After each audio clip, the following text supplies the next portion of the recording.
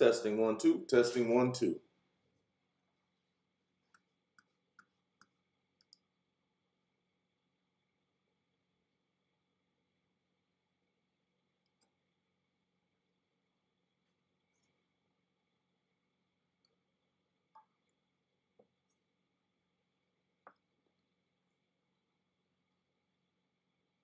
Testing 1 2, testing 1 2.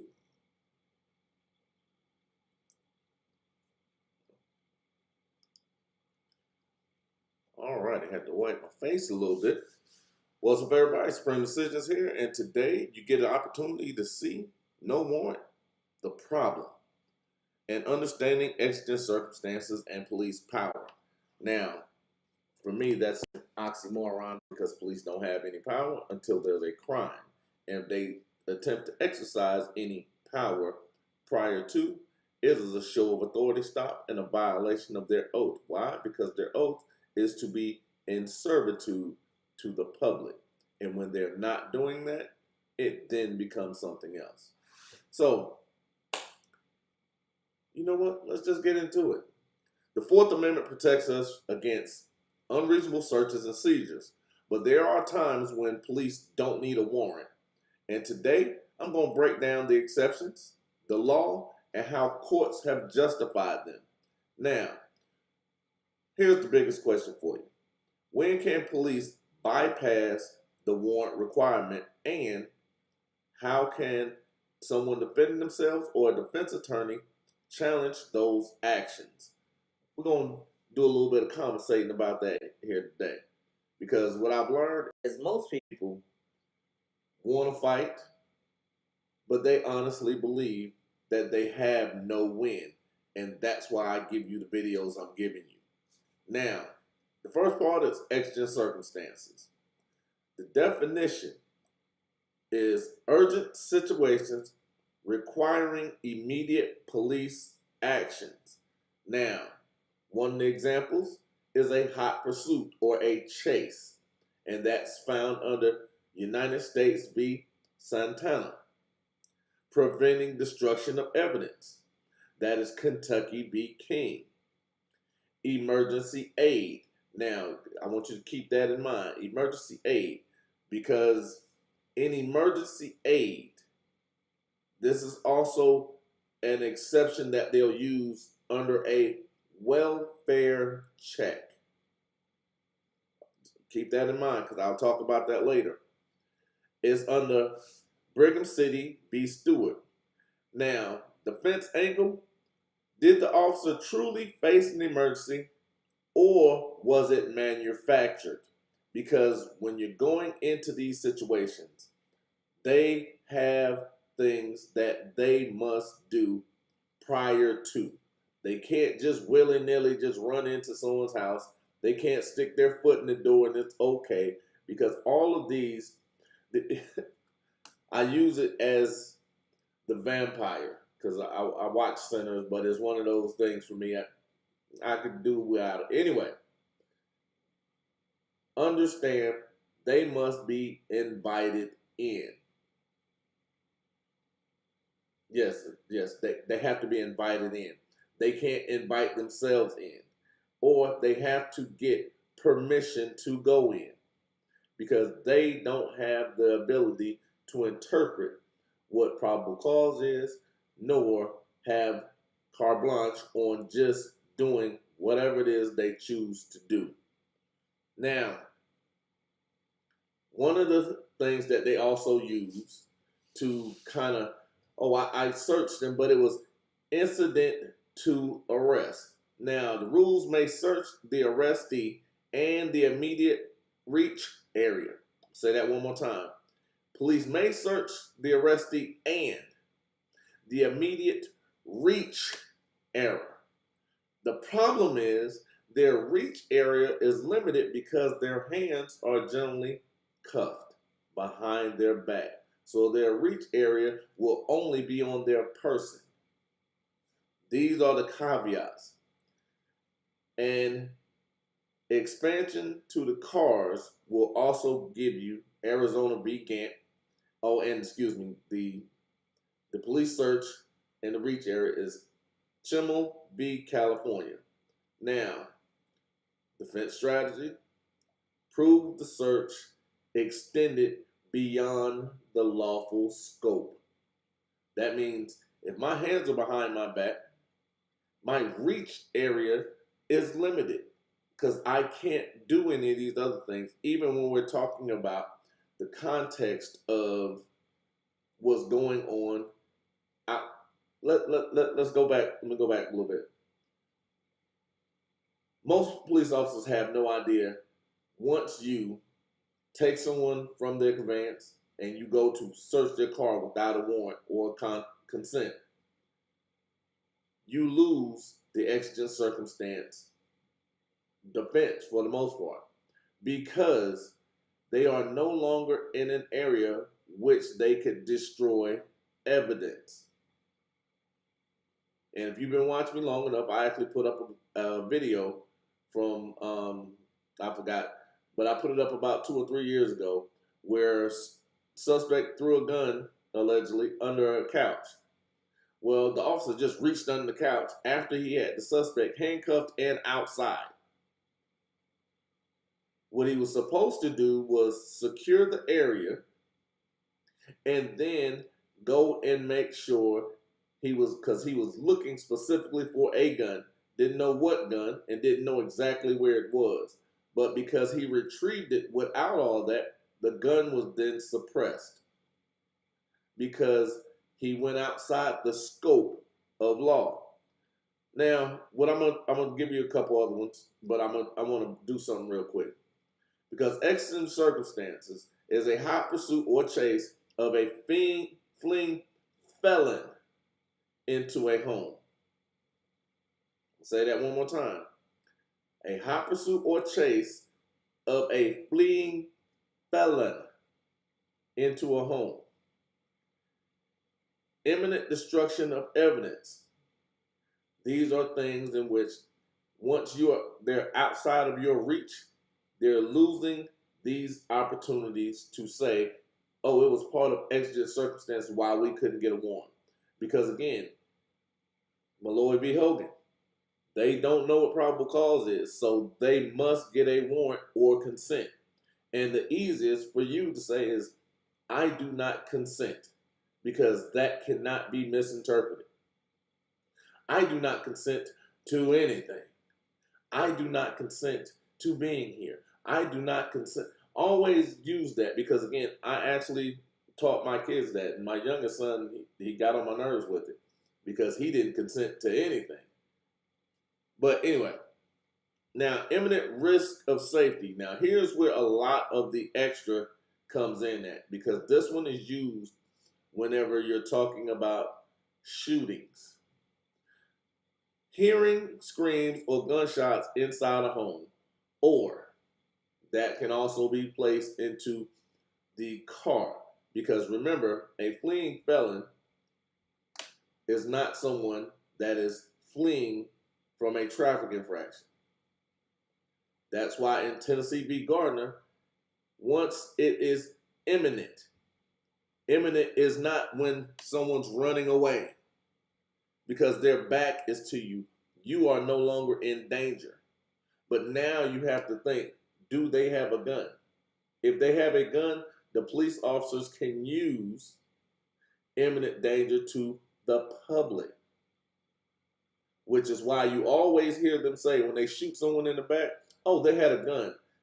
But it's also why you're always hearing they couldn't find the gun that they had, which they would have dropped once they were shot in the back, which then makes it outside the scope of lawful detention or lawful search. Now, search incident to arrest, and the arrest part has to be lawful. Now, remember I told you, they don't know how to do it. Just why, because my favorite thing to hear a police officer say, I gave you a lawful order, and then I'll ask them what made it lawful. And please don't tell me that badge. None of them can answer that because they don't know themselves what made it lawful if you take away the badge. Because they think because they have a badge and they say something, it is a lawful order. When in fact, if there is no crime and they're giving you instructions, that is a violation directly under Terry v. Ohio, which is clearly established, and a violation to their oath because they must be amenable to you at all times because of their fiduciary duty. And this is, I'm going to give you one too, because I was asked, how do I know that they have a fiduciary duty?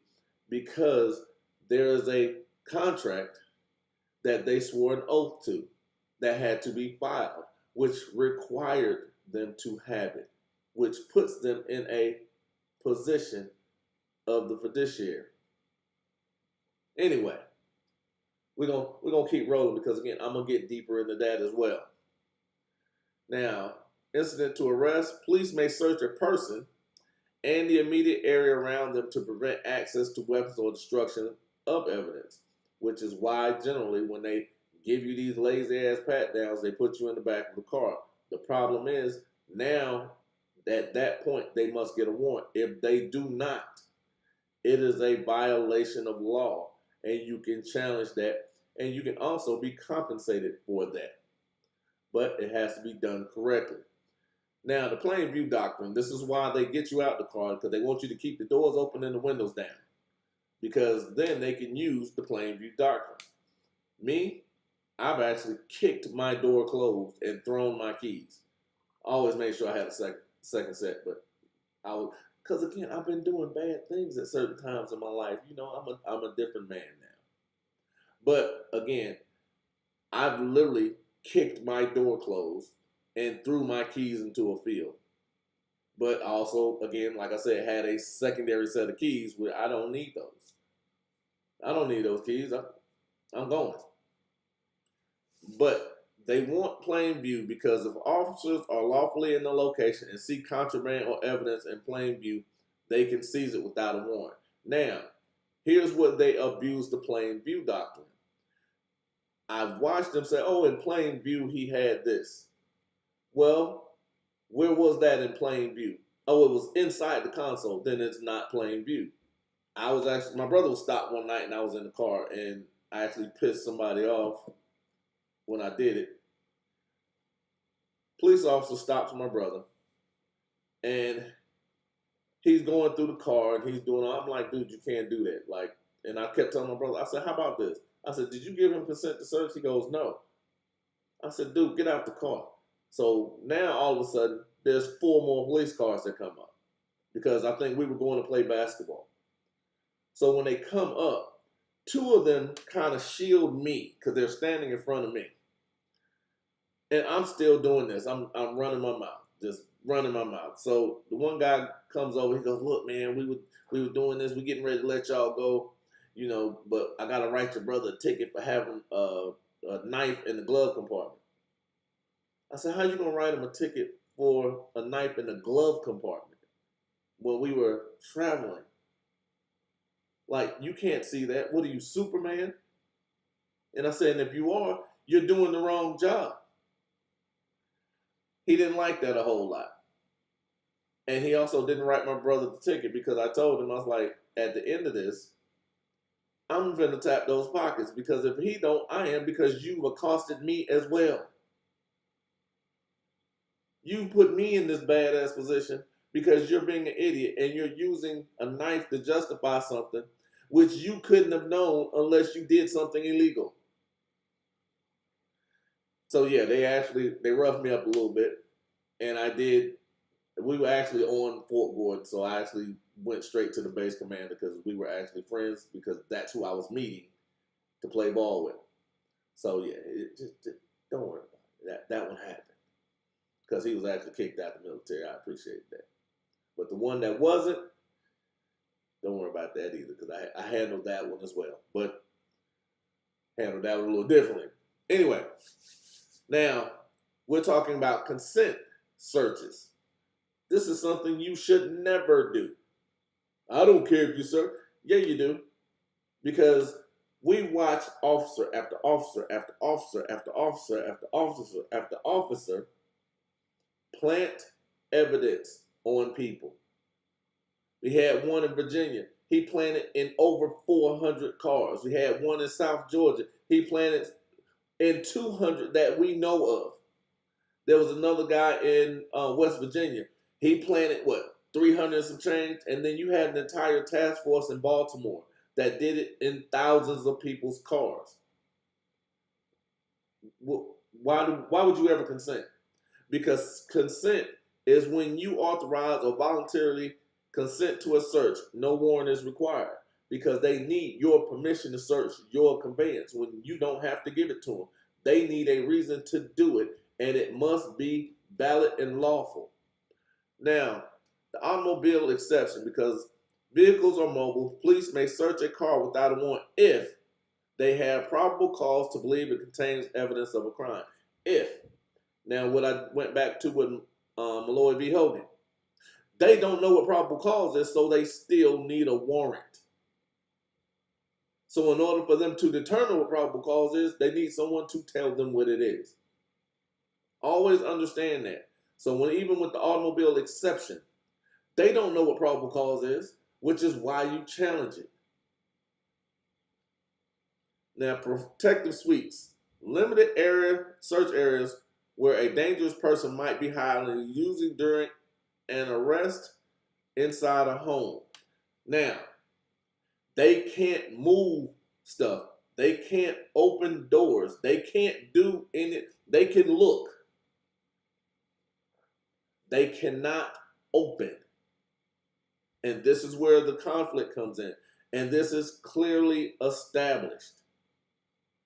This is why when we're talking about this, I'm not just openly saying stupid stuff. Now, to stop and frisk, officers may briefly detain and pat down a person for weapons if,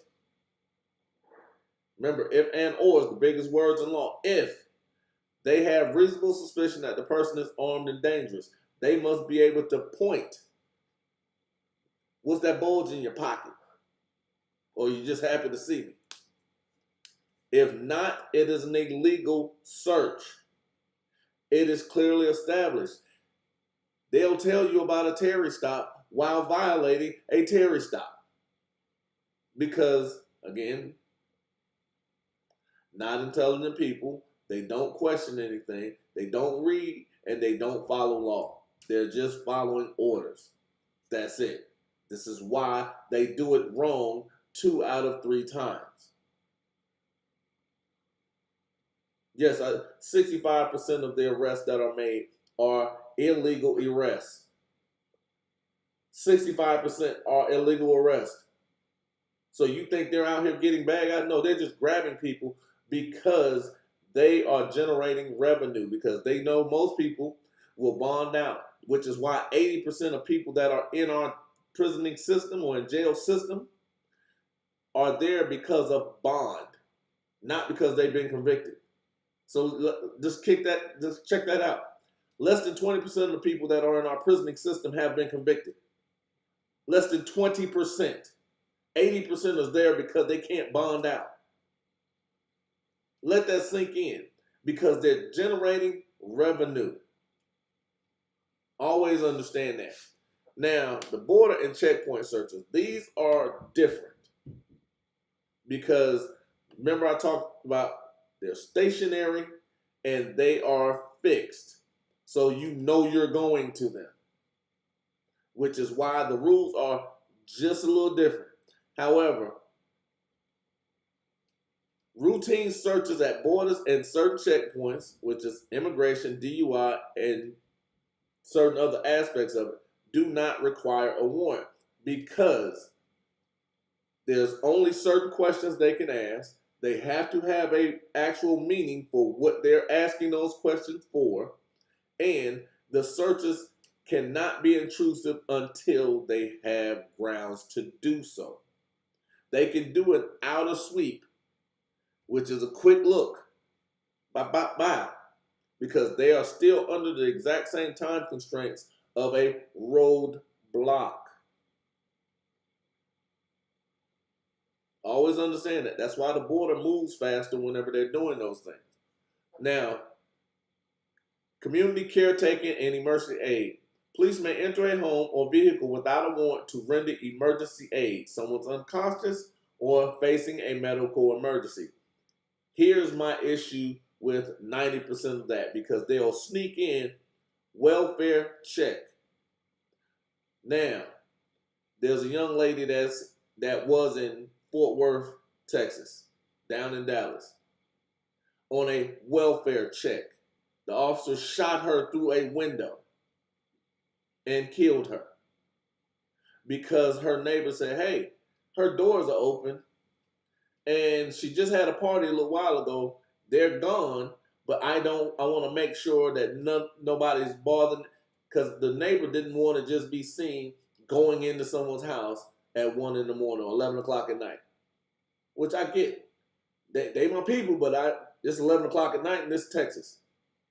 This officer shot and killed this woman through a window. He was the only one that shot. He's the only one in prison right now because it was a welfare check. I did a podcast about Walter Kennedy Sr. They did a welfare check for an hour. They terrorized this man, and then they shot him execution style. Yeah, I said that because that's what the medical report showed. They did a welfare check and shot him. Arizona has 4 cases in the past, year, where they've gone on a welfare check. Now, I believe it's the Phoenix Police Department. I'll actually have to look it up. I just know for a fact it's Arizona. They went on a welfare check, and they've killed the people that they were supposed to check and make sure they were good because they were suffering for some medical illness. These are not the people that you call when you have a medical emergency. And you know what the problem is? The people at the hospital will tell you to call the police first when your people are having a medical emergency. And when they get there, because they're taught that everybody's trying to hurt them, everybody's trying to do something to them, they become trigger happy and then they kill your loved one. Don't call the police. I can think of very few reasons to call them. Because just like I spoke about the break-in, I went and called them because I needed them for my insurance. This worthless bastard sat there and watched as the lady literally in front of me. The burglar was in her apartment. She was in a closet looking at it. The cop stood right here beside me and did nothing. We were looking at her apartment. We watched the dude jump out the window. We watched him. And I'm like, are you serious? He sat there. He did nothing. Didn't make a phone call, nothing. Didn't get on the walk. He kept 911 patched her in directly to him because he was already there, and he sat there and watched it happen. What do you call the police for? Because like I said, had I not needed him for insurance, I wouldn't have called him because they're worthless to me in most cases. Because even give you another story. Because I'm actually, let me cool off a little bit. And I think I've told this story once before. I was in Atlanta for one of my arraignments, and I was staying on Old National. And as a matter of fact, Old National and Godby Road. I was staying at the I don't even remember the name of the hotel, but it was a weekly hotel. When I got there was a couple in a room in the front. Figured the young lady was a stripper or exotic dancer because of how she was dressed. Now, she left, they were arguing. Not a big deal. I go to my room. I'm hungry. I leave. I go get my food. When I'm coming back from my food, the entire place is fire department and police just surrounding. They let me go to my room, whatever. Come to find out, he had unalived himself. Now, in the context of that, the next morning, I get up because I hear yelling. And again, because I'm still in the hood. I just want you to understand that Old National is the hood, was the hood, and will probably forever be the hood. Anyway, I leave out the room because I hear all this yelling. And it's a police detective. And he's talking to this young lady, and he's actually grilling her, and he's calling all kind of names and all kind of craziness. And I told her, I said, how about this? Don't even talk to him. You have no business speaking to. You have no duty to speak to him at all. So he comes downstairs. He comes, tries to confront me, and I told him, I said, "Do you understand the words amenable?" And then I pretty much led him into his oath and also the Constitution of the state of Georgia. He asked me a great question. He goes, "Well, if you were murdered, would you not want us to investigate?" I said, "The problem is you don't know how to investigate. You don't. Y'all don't care, and you're not trained to." I said, "I would be better off letting my kids or one of my homeboys go find out who did what. Because y'all are worthless. Because y'all aren't trained to do it. And they don't get smart people to do it. Just like I told you, in that same area, the same little area, College Park, the police chief did not know how to read. He got caught cheating because he can't read. He's not intelligent because he can't read. So they're not hiring and promoting intelligent people. It's someone that's a problem solver. That's not what's there. I know that's not what they. So why would I then depend on that to, to avenge anything that happened to me? No, I got a crew for that. Because the cats I roll with, they're intelligent. They're calculated. Hell, they with me, they're strategic. Understanding that it's not something that's happenstance. But understand there are certain things that I do not worry about with them because they aren't capable of doing it. Because even with my son, we were talking about something one day. He asked me a lot of questions, and I appreciate that because he feels it's safe to ask. He understands it's a danger zone, but I'm gonna give him a real answer. So he asked me my actual thoughts of most people in general. I said, I want you to understand something. I said, I believe most people are dumb.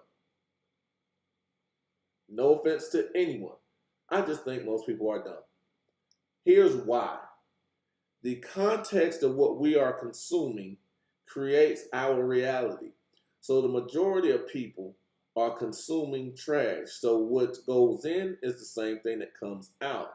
Now, I always tell him, allow the intelligence to be a surprise, which means he has to watch and listen to what's coming out of someone's mouth and watch their mannerisms. So now he has to be a watcher of people and observant of their actions, which makes him attentive and which now goes into the scope of intelligence.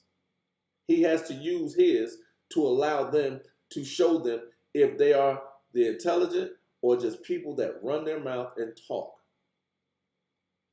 And this is what I believe the category most police officers fall into because they're in a category where the majority of them have IQs less than 104. Always understand that. I don't just throw these things out. I've even given you the case law on it. Because the Supreme Court said exactly what I'm saying right now. Does that make them a bad person? No, absolutely not. But the system they're a part of is bad. Their training is bad. They don't know what they're enforcing because they don't understand not to just do something. Which is why when I tell people I have police officers that follow. Whenever I use the words train the tack dogs, none of them get upset. The whole reason for it is understanding that this is real. The things I'm saying aren't just something that's happenstance or just made up because they know who they are. They may believe there's something else at times, but they know who they are. Now, certain regulatory industries like firearms, liquor, and etc., and schools allow limited searches without warrant under regulatory schemes. Now, that would be special needs, not the people, but the actual circumstance, or administrative rules. And generally, these are in schools, they'll be called the backpack rules. Now, again, they need certain things in order to do the search. So to go in someone's locker, they need something. They can't just open a locker and go into it unless. Always understand there is a give and take, because your privacy, even for your children, do not stop once they walk into a school. And sometimes you have to show them that, because absolution is one thing most schools do not understand they don't have. Oh, he's on school grounds. Absolutely. How did the First Amendment stop? Now, you can have a policy, but I'm gonna give you one because I think it was a t-shirt. Now, there is not a rule that has a required dress code. The problem was there were certain things that was used as broad because they used the word offensive. Now, the question for you, whenever you're talking about the scope of these searches and amendments and all that good stuff in schools, is what do the words mean? Because even when they talked about the Crown Doctrine, I hated it because it used the word neat. That's someone's interpretation of what neat is. On you. What offensive is. On you. It's someone else's interpretation of it. And when I gave the principal the example, because he was like, oh, that shirt is offensive. I said, great. Let's keep that. What if I find a shirt with a certain marking on it because I have trauma? Offensive. Are you then going to make that student also get expelled for a shirt when you don't have a dress code requirement? The next year, that school had a dress code requirement.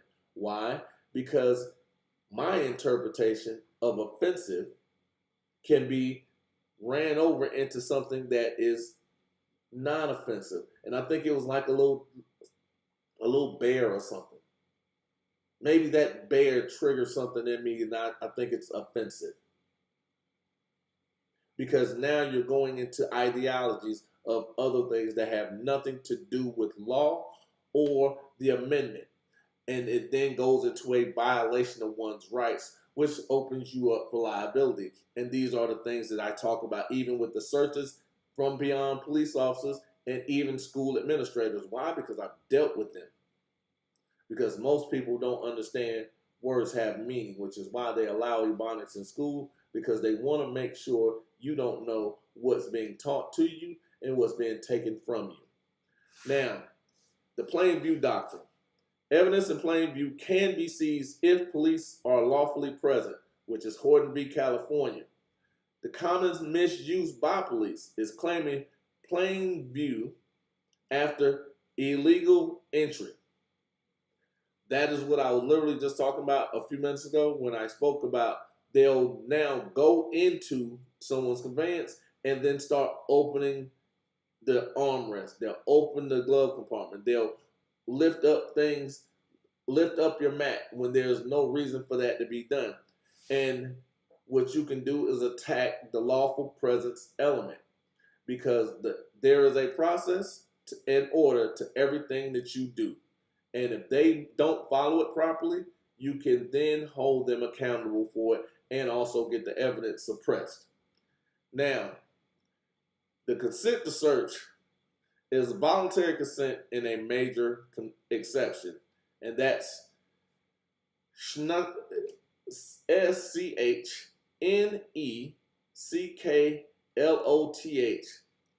v.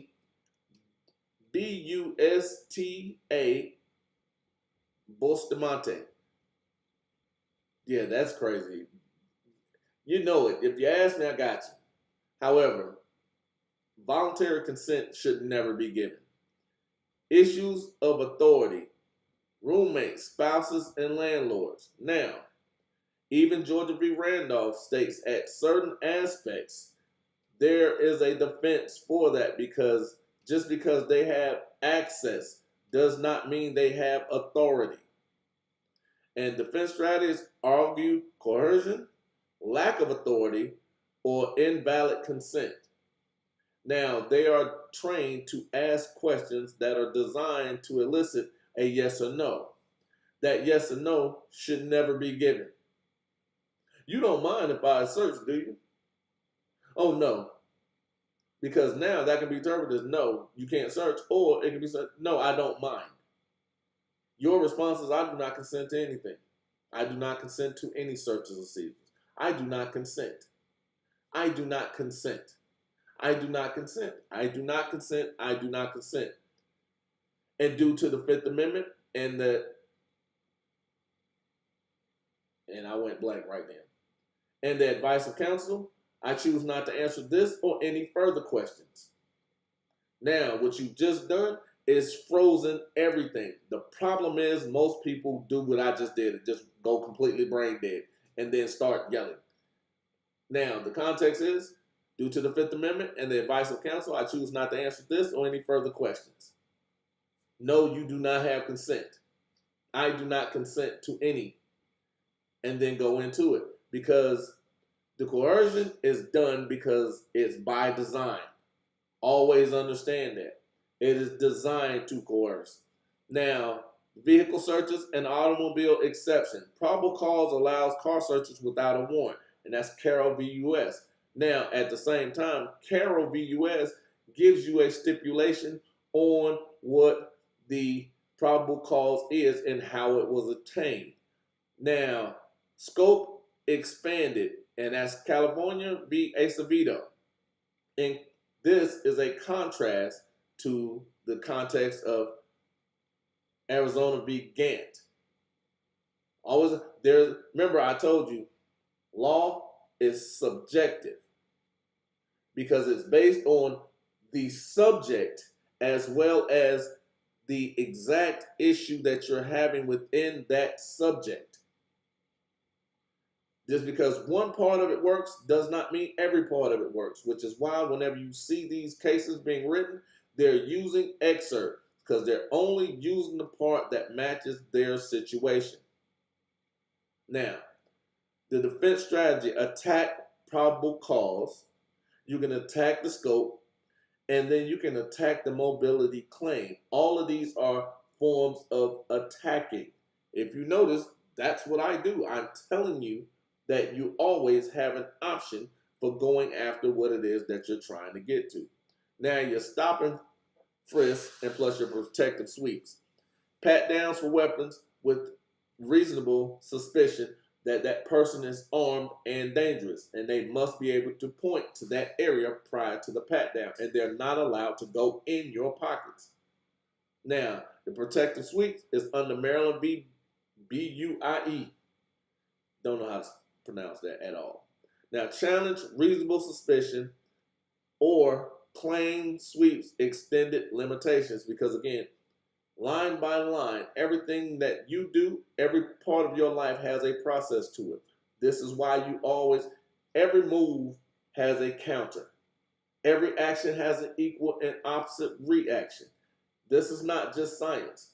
This is not just social studies. These are things that are common in life.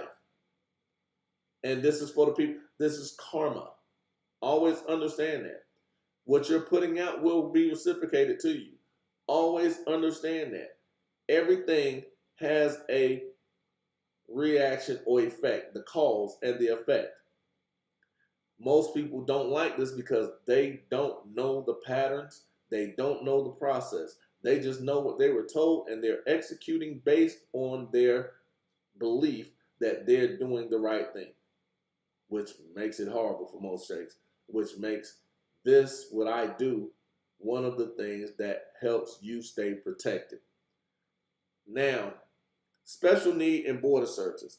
I actually bring this up because, again, the schools and then the borders. I spoke about being fixed. I also spoke about the subjectiveness of school policies and how it needs to be structured.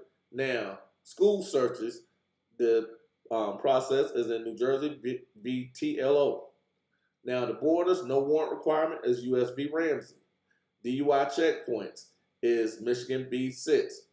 The defense angles prove the special needs was a pretext of general crime control because any setup that is mobile and not a stationary movement, stationary thing, is illegal if it's just for general crime control. Now, if they're looking for a specific person or they're looking for a specific automobile, it is okay, but they still have limitations. If not, it is illegal and you can be compensated for it because they become liable for their actions. Now, I can say this until I'm blue in the face, but it's up to you to decide to either want to challenge or want to put yourself in a position to challenge and win, which is why I have contact information in the description, and you can also set up consultations. But again, it's up to you. It's your choice because you're the one that's going to have to fight. Now, the exceptions are just as important as the rules itself, because what we're doing is making sure the line by line is followed, and it is never followed, which is why I constantly say attack the chain of custody. These are things that I talk about because at the end of the day, they are not trained to do the job correctly. I don't care where you're at, even here, where they have the longest, the longest training in the country. They don't do it right. They're not trained to investigate properly. They're not trained to know what probable cause is. They're not trained on any of this stuff because they're trained to generate revenue, which is why I spoke about even here. They have quotas, which they'll write anything on a citation and expect you to pay it because no one challenges. If you choose to start challenging, the system starts to correct itself. Always understand that and challenge everything. Now, even if you have a defense attorney or you use a public pretender, you have the right to force them to do what you're asking them to do. Emphasize challenge whether circumstances were truly exigent or exceptions were abused. These, again, are the easy because they don't know how to do it. Now, this is one of those which you need to actually continue following your boy and understanding not only you have the ability to fight back, but you have a leg to stand on when doing that. I'm going to give you a quick one. One question that you can always ask, if you are part of one of these scenarios where they attempted to use the exigent circumstance, because it'll be in the police report, do you think this was a real emergency or just an attempt at a shortcut?